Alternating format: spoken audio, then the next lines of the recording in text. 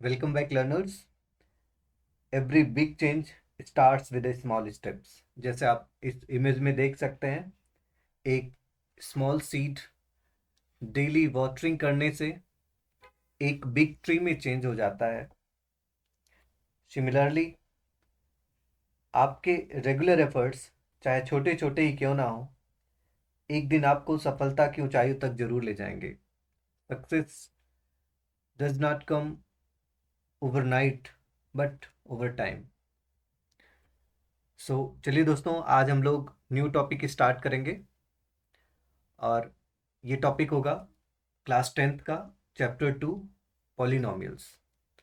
Polynomials का definition हम लोग ऑलरेडी जानते हैं, एक बार मैं आपको फिर से रिवाइज करा देता हूँ।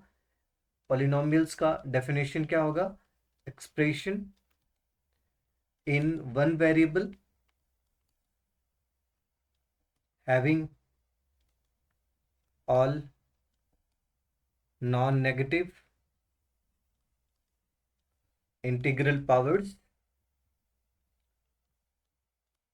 Non negative integral means whole numbers. Non negative integral powers मतलब whole number power is known as having non-negative integral powers is known as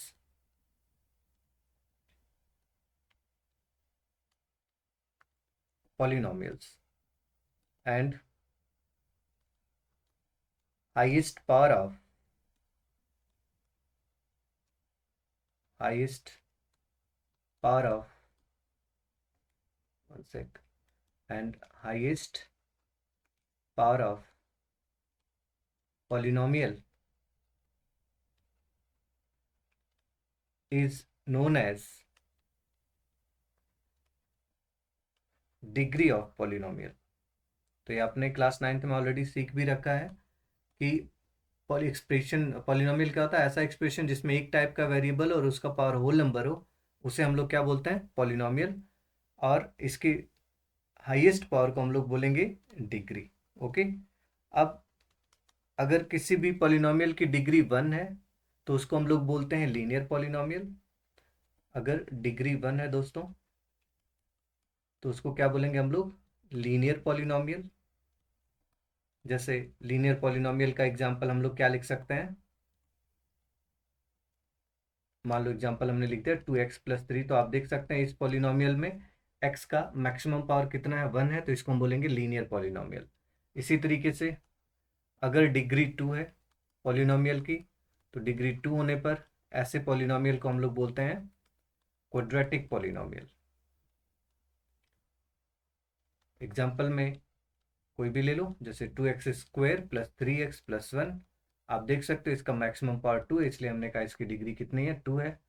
और अगर किसी पॉलिनोमियल की डिग्री 3 है तो ऐसे पॉलिनोमियल को हम बोलेंगे क्यूबिक पॉलिनोमियल। Cubic polynomial. और इसमें हम एग्जांपल क्या लिख सकते हैं?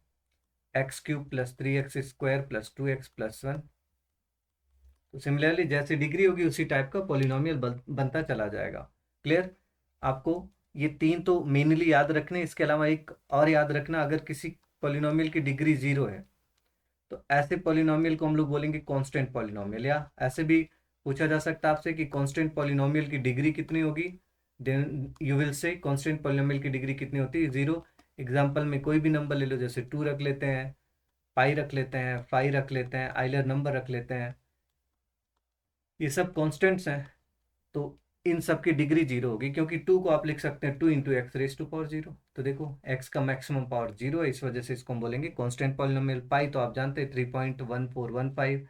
पाई या फी फंक्शन बोलते हैं इसको, या गोल्डन रेशियो बोलते हैं, इसकी वैल्यू 1.61 होती है।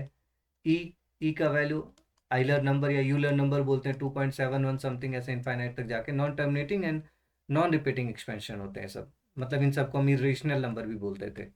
क्लियर? तो डिग्री अगर 0 है तो इसको हम लोग क्या बोलेंगे? Constant polynomial. और ऐसा पॉलिनोमियल जिसकी डिग्री डिफाइंड नहीं है, जिसकी डिग्री अनडिफाइंड है, ऐसे पॉलिनोमियल को हम लोग बोलेंगे जीरो पॉलिनोमियल। तो अगर आपसे पूछा जाए जीरो पॉलिनोमियल की डिग्री क्या होती है, then you will say zero polynomial की डिग्री होती है अनडिफाइंड। एग्जाम्पल में इसका 0। 0 इज अ जीरो पॉलिनोमियल। तो जीरो पॉलिनोमियल की डिग्री क्या होती है दोस्तों? अनडिफाइंड होती है। क्लियर? अब आगे बढ़ते हैं और बात करते हैं जीरो ऑफ अ पॉलिनोमियल क्या होता है। तो zero of a polynomial, value of x for which value of polynomial becomes zero. तो वेरिएबल एक्स मतलब वेरिएबल की ऐसी वैल्यू जिसके लिए पॉलिनोमियल का वैल्यू जीरो हो जाता है, उसे हम लोग बोलेंगे जीरो ऑफ अ पॉलिनोमियल। जैसे अगर मैं बोलूँ एक्स प्लस वन एक पॉलिनोमियल है, तो ये कब जीरो होगा? Then you will say when we put minus one in the place of X. तो अगर आप एक्स के प्लेस पर माइनस वन पुट करेंगे तो इस पॉलिनोमियल की वैल्यू जीरो होगी। इस वजह से माइनस वन को इस पॉलिनोमियल का क्या बोलेंगे? जीरो। क्लियर? तो क्या पढ़ना हमें आगे? पहला टॉपिक क्या पढ़ना है इसमें हम लोगों को पॉलिनोमियल में? Geometric meaning of zeros of polynomial. तो जीरोज ऑफ पॉलिनोमियल का ज्योमेट्रिक मीनिंग, उसके लिए पहले हम लोग लीनियर पॉलिनोमियल देखते हैं। तो हमने क्या सीखा था अभी? लीनियर पॉलिनोमियल क्या होता है? जिसकी डिग्री वन होती है। तो सबसे पहला बात तो यही हम लिख देते हैं, लीनियर पॉलिनोमियल की डिग्री होगी वन। दूसरी बात, लीनियर पॉलिनोमियल का जो ग्राफ होगा that will be straight line. Okay. और लीनियर पॉलिनोमियल का जो जनरल फॉर्म होगा, general form of linear polynomial will be A x plus B where A is not equal to zero. क्योंकि अगर ए zero हो गया तब तो बी ही रह जाएगा, मतलब तब कांस्टेंट पॉलिनोमियल हो जाएगा, तो एक्स का कोएफिशिएंट जीरो नहीं होना चाहिए। क्लियर? तो ये तीन मेन बातें तो आपको याद ही रखनी है कि लीनियर पॉलिनोमियल की डिग्री वन होती है, इसका ग्राफ स्ट्रेट लाइन होता है और इसका जनरल फॉर्म होता है ए एक्स प्लस बी, और यहाँ पे ए जीरो नहीं हो सकता। क्लियर? अब अगर इसका ग्राफ स्ट्रेट लाइन है तो हम बना के देख लेते हैं एक बार ग्राफ लीनियर पॉलिनोमियल का। Okay, this is Y axis and this is X axis. अब अगर हम लोग एक ऐसा लाइन ड्रॉ करें जो एक्स और वाई दोनों को कट करे, ऐसा कोई भी लाइन हो सकता है, मान लो ये वाली लाइन है, तो इस लाइन को हम लोग बोलेंगे this is graph of A x plus B. और ये लाइन जो है ये स्ट्रेट लाइन है, तो हमने बोला है कि लीनियर पॉलिनोमियल का ग्राफ कैसा होता है? स्ट्रेट लाइन होता है। ओके। अगर आप ध्यान दो तो ये वाला पॉइंट मान लेते हैं ये है, और वाई पर जहाँ कट कर रहा है उस पॉइंट को बी मान लेते हैं। तो आपको पता है कि अगर पॉइंट ए की बात करें तो ये पॉइंट ए एक्स एक्सिस पर है, और एक्स एक्सिस पर वाई जीरो होता है। तो अगर मैं इस बात को लिखूं at X axis Y equal to zero, तो अगर आप एक्स एक्सिस पर वाई को जीरो करते हैं तो मान लेते हैं ये पॉलिनोमियल ही वाई है। पॉलिनोमियल मतलब Y equal to A x plus B है। तो आप वाई की वैल्यू यहाँ जीरो रख दो, तो zero equal to A x plus b, then you will get x equal to minus B by a. अगर आपने पॉलिनोमियल को वाई माना है तो वाई इक्वल टू आ जाएगा ए एक्स प्लस बी, और जब हम इसमें वाई की वैल्यू जीरो रखेंगे तो पॉइंट ए का कोऑर्डिनेट क्या मिलेगा? Minus B by A comma zero. Okay. अब अगर हम लोग बोले कि पॉइंट बी पर पॉइंट बी का कोऑर्डिनेट बताओ, तो आप जानते हो पॉइंट बी वाई एक्सिस है, वाई एक्सिस पर एक्स जीरो होता है। यहां लिख लेते हैं at Y axis X equal to zero. तो अगर आप इस वाले इक्वेशन में y equal to A x plus B में, y equal to X plus B में x को जीरो पुट करो, तो y इक्वल टू क्या बचेगा आपके पास? b। मतलब इस पॉइंट b का कोऑर्डिनेट हो जाएगा जीरो कॉमा। क्लियर? इस तरीके से आप इंटरसेक्शन पॉइंट पता कर सकते हैं इस स्ट्रेट लाइन का। इस स्ट्रेट लाइन का इंटरसेक्शन पॉइंट आपने पता कर लिया एक्स एक्सिस पर और वाई एक्सिस पर। एक्स एक्सिस का coordinate minus B by A comma zero, और वाई एक्सिस का जीरो कॉमा बी। ये प्रोसेस आप लोग इस तरीके से देख सकते हैं। क्लियर? तो पहली बात आपको समझ आई, लीनियर पॉलिनोमियल का ग्राफ स्ट्रेट लाइन होता है, जनरल फॉर्म ए एक्स प्लस बी होता है, और एक्स एक्सिस को जहां पर कट करेगा उसका coordinate minus B by A comma zero, और वाई एक्सिस को जहां पर कट करेगा उसका coordinate zero comma B. Process से आपने देखा। दूसरा पॉलिनोमियल होगा क्वाड्रेटिक पॉलिनोमियल। तो क्वाड्रेटिक पॉलिनोमियल के बारे में क्या पता आपको? सबसे पहला तो आपको यही पता कि क्वाड्रेटिक पॉलिनोमियल की डिग्री कितनी होती है, तो then you will say zero. इसका अगर मैं आपसे पूछूं ग्राफ कैसा होगा, तो इसका ग्राफ होगा parabola. Graph of quadratic polynomial will B parabola.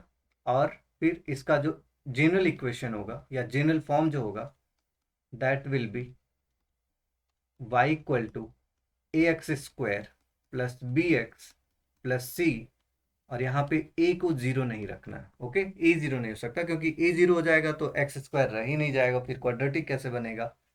तो ये बात ध्यान रखनी है आपको, a जीरो नहीं होना चाहिए। And this will be general form of quadratic polynomial. अब इसका ग्राफ आपने बोला पैराबोला होगा, तो सबसे पहले हम इसको थोड़ा सा सॉल्व करेंगे इस क्वाड्रेटिक इक्वेशन को। पैराबोला तो आपको पता है, पैराबोला ग्राफ मतलब इस तरीके का, इस ग्राफ को हम पैराबोला बोलते हैं। ओके। तो अगर y इक्वल टू आपको दिया a x square plus b x plus c, आप एक काम करो यहाँ पे a कॉमन ले लो, तो y इक्वल टू क्या बचेगा, a into x square plus B upon a into x plus c upon a. आपको पता जब आप कॉमन लेते हैं जो टर्म, वो टर्म सभी टर्म को डिवाइड करता है, मतलब ये अगर आपने कॉमन लिया तो ए एक्स स्क्वायर को भी डिवाइड करेगा, बी एक्स को भी, सी को भी। अब यहाँ से y इक्वल टू क्या हो जाएगा, a into x square plus, हम इसको a प्लस बी के होल स्क्वायर की तरह बनाना चाहते हैं। आपको पता है a प्लस बी का होल स्क्वायर इक्वल टू होता है a square plus B square plus 2ab। तो 2ab के पहले a और b आएगा, मतलब 2ab अगर कहीं पर है तो a square plus B square होगा। मैं इसी फॉर्मेट में इसको चेंज करना चाहता हूँ। एक्स स्क्वायर को आप लिख सकते हैं एक्स का होल स्क्वायर, मतलब a स्क्वायर प्लस 2ab लिखते हैं। तो 2ab के लिए 2 इंटू, इस फॉर्मेट से मैंने x ले लिया और b बाई ए को b बाई 2a मैंने लिख दिया।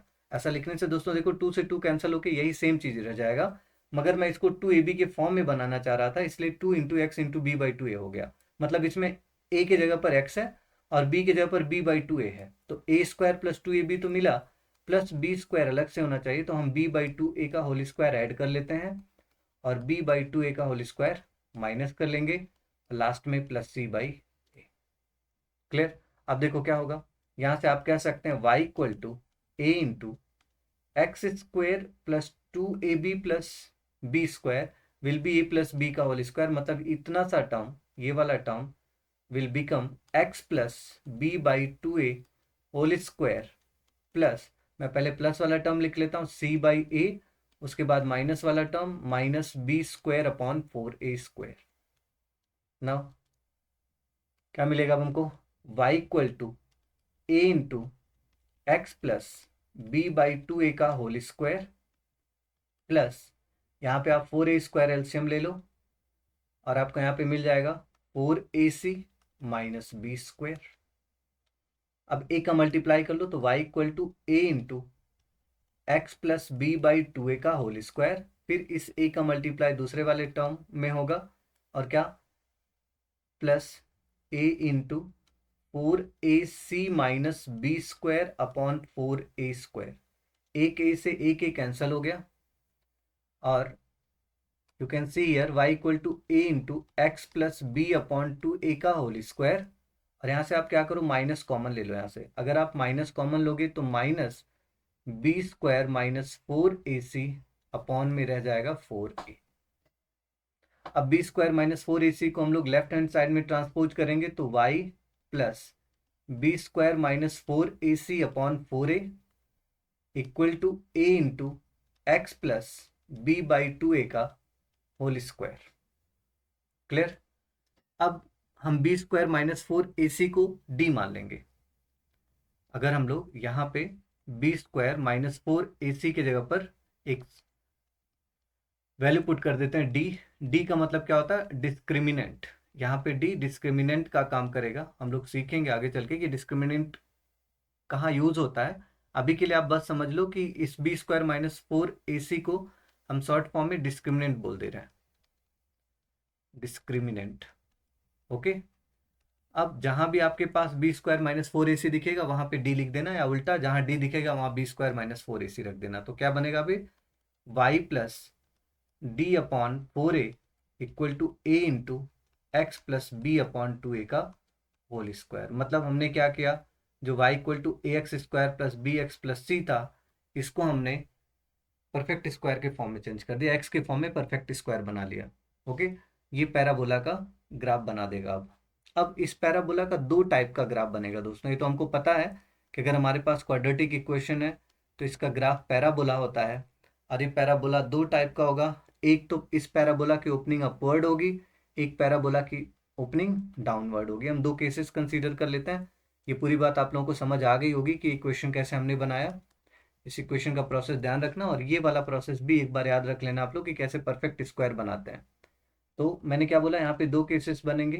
केस वन में सबसे पहले क्या होगा कि अगर जैसे आपके पास था y plus D by 4a equal to A into x plus B upon 2a का होल स्क्वायर, इस इक्वेशन में अगर a पॉजिटिव हो गया देन पैराबोला की जो ओपनिंग होगी वो अपवर्ड हो जाएगी। अगर a पॉजिटिव हुआ फ्रेंड्स, तो पैराबोला की ओपनिंग अपवर्ड होगी, ये बात आपको याद रखना है। इस तरीके से ग्राफ बनेगा अगर ये पॉजिटिव हुआ। अब अगर ये पॉजिटिव है तो ओपनिंग अपवर्ड हुई, तो ये जो सबसे देखो ग्राफ का लोवेस्ट पॉइंट मिलेगा हमको, क्योंकि अगर इस ग्राफ को देखो ऊपर तक तो इनफाइनाइट तक जाएगा, लेकिन लोवेस्ट पॉइंट एक पॉइंट इधर आके मिलेगा, और इस पॉइंट को हम लोग बोलेंगे वर्टेक्स। तो वर्टेक्स विल बी मैक्सिमम और minimum point depending upon the situation. अगर ओपनिंग अपवर्ड है तो आपको वर्टेक्स सबसे लोवेस्ट पॉइंट पर मिलेगा, इसका मतलब वर्टेक्स पर आपको मिलेगी minimum value of polynomial, minimum value of polynomial. अब इस वर्टेक्स का हम लोग कोऑर्डिनेट पता कर लेते हैं। पॉलिनोमियल को हमने क्या माना, y माना। पॉलिनोमियल को स्टार्ट में हम लोगों ने y माना था, आपने देखा था। तो हम क्या करेंगे, अगर ये पॉजिटिव है तो हमको मिनिमम वैल्यू मिलेगी, और हमारे पास ये इक्वेशन यही है, आप देख सकते हैं इक्वेशन है y plus D upon 4a equal to X plus B upon 2a का होल स्क्वायर। अब आप इसमें कह रहे हो कि a की वैल्यू पॉजिटिव है, और अगर इस पॉजिटिव में हम जितना ज़्यादा कम का मल्टीप्लाई करेंगे वैल्यू उतनी ही कम मिलती चली जाएगी। मतलब x plus B by 2a को कम करते चलो जाओ, जितना कम वैल्यू रखोगे वर्टेक्स की वैल्यू मिलेगी। मगर आप एक बात देख पा रहे हो कि x plus B by 2a perfect square है, तो x plus B by 2a की मिनिमम वैल्यू 0 हो सकती है। For minimum value of polynomial, minimum value of polynomial, आपने कहा अगर पॉलिनोमियल की मिनिमम वैल्यू चाहिए तो a में हमें मिनिमम वैल्यू से मल्टीप्लाई करना होगा, और मिनिमम वैल्यू से मल्टीप्लाई करने के लिए हमें x plus B by 2a को कितना कर देना होगा, 0, क्योंकि नेगेटिव हो नहीं सकता, इसलिए मिनिमम 0 हो सकता है। और ये इंप्लाई करता है कि x की वैल्यू आ जाएगी माइनस बी बाई 2a। ये तो x की वैल्यू आ गई, मगर जब आपने x plus B by 2a को 0 किया तो y plus D by 4a भी उस टाइम में क्या हो गया, 0, और यहाँ से y का वैल्यू मिल जाएगा minus D by 4a। y का वैल्यू मतलब वैल्यू ऑफ पॉलिनोमियल, क्योंकि पॉलिनोमियल को आपने y के इक्वल माना था, तो value of polynomial will B minus D by 4a। तो इस वर्टेक्स का अगर मैं कोऑर्डिनेट पूछूं आपसे तो आप ये बता पाएंगे minus B by 2a comma minus D by 4a। Clear? तो ये वर्टेक्स के कोऑर्डिनेट हो जाएंगे अगर ओपनिंग अपवर्ड हुआ। आपने तरीका देख लिया कि कैसे हमने पता किया वर्टेक्स, और ये आपको वर्टेक्स के कोऑर्डिनेट याद रखने हैं। केस 2 देखते हैं। केस 2 क्या होगा, केस 2 में आप कहेंगे कि अगर a नेगेटिव है, a लेस देन 0 है, देन ओपनिंग किधर होगा, opening will be downward, opening downward होगा। तो इस तरीके से पैराबोला बनेगा कुछ, और ये इसका वर्टेक्स हो जाएगा। और इस केस में आप देख सकते हैं कि इस ग्राफ का लोवेस्ट पॉइंट तो इनफाइनाइट तक कहीं जाएगा, मगर यहाँ पे जो वर्टेक्स है वो मैक्सिमम पॉइंट पर जाके मिलेगा। इसको हम लोग अभी सीखा, आपने क्या बोलते हैं, vertex, vertex will be maximum होगा। जब डाउनवर्ड था तो अपवर्ड था, तब तो मिनिमम था, डाउनवर्ड है तो मैक्सिमम होगा। क्लियर? तो ये मैक्सिमम वैल्यू इधर होगी।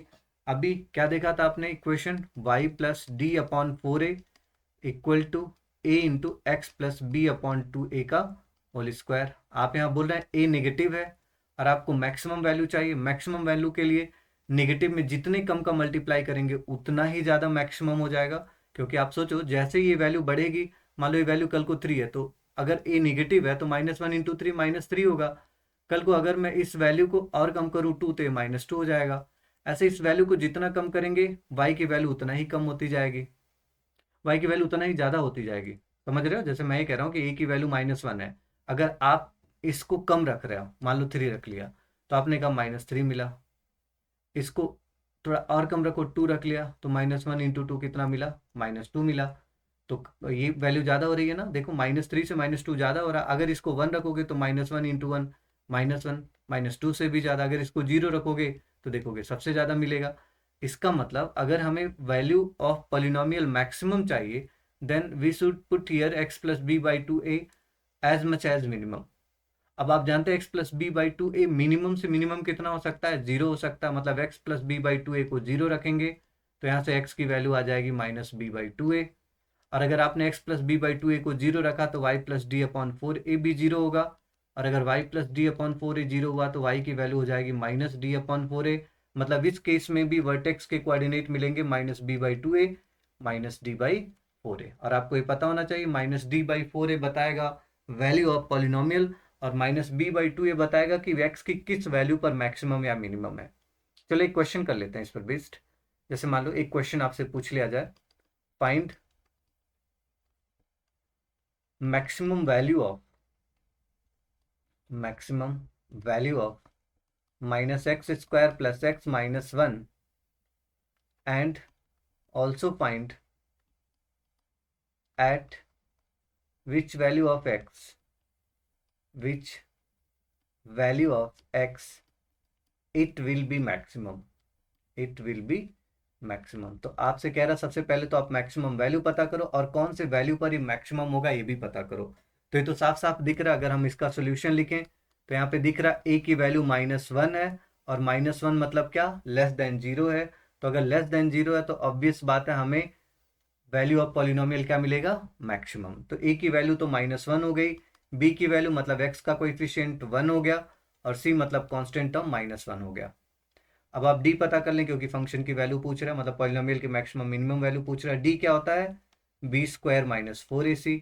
तो b की वैल्यू है 1, तो 1 स्क्वायर माइनस 4 इंटू ए की वैल्यू -1 और c की भी वैल्यू कितनी है, -1। So you will gate 1 minus minus plus plus minus -4। तो d की वैल्यू कितनी मिल जाएगी आपको, -3। क्लियर। अब अगर d की वैल्यू -3 मिल गई तो आपको बताना है मिनिमम वैल्यू। ओके, तो मिनिमम वैल्यू क्या हो जाएगा, minimum value of polynomial, minimum value of polynomial equal to -d/4 है। वाई कोऑर्डिनेट मिनिमम वैल्यू बताएगा, कितना हो जाएगा, -3/4 इंटू ए की वैल्यू कितनी, मिनिमम नहीं दोस्तों मैक्सिमम वैल्यू है, सॉरी ये मैक्सिमम वैल्यू है। Maximum value of polynomial will B -d/4 है, तो -3/4 इंटू ए की वैल्यू कितनी है, -1। तो -3/4 मतलब मैक्सिमम वैल्यू ऑफ पॉलिनोमियल कितना हो जाएगा, -3/4 at which value, at x equal to -b/2a पर। तो b की वैल्यू कितनी है 1, तो -1/2 इंटू ए की वैल्यू कितनी, -1। तो माइनस माइनस खत्म, at 1/2 value of polynomial will be maximum. Clear, okay.